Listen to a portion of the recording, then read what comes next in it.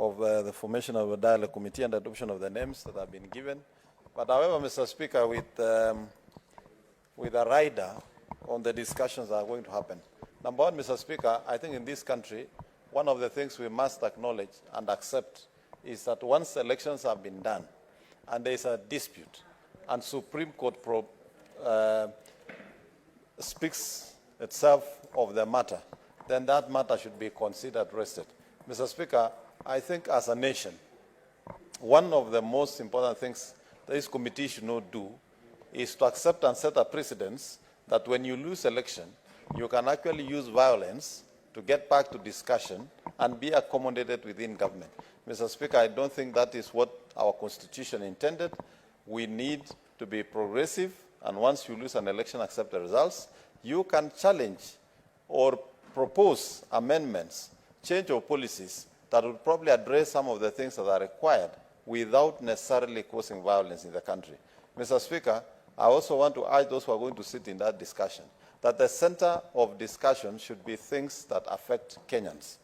We in Kenya Kwanza, Mr. Speaker, had already proposed, and I wish the Azimio side would have just graciously accepted our proposal, that we create an official opposition leader position within Parliament, Mr. Speaker, and that was within our plan as Kenya Kwanza. Mr. Speaker, after all this suffering and violence, after the loss of property by Kenyans, after loss of lives, finally the chicken have come home to roost, and Azimio now have accepted that we need to create the position of official opposition, which we proposed, and we thought it is extremely important, Mr. Speaker, that those in the opposition can also be heard in Parliament, Mr. Speaker.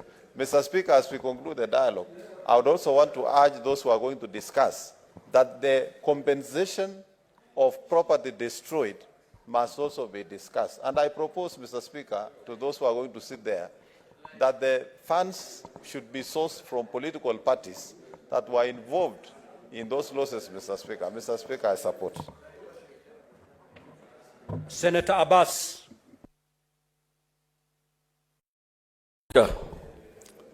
I am actually disappointed. You have been very selective, giving them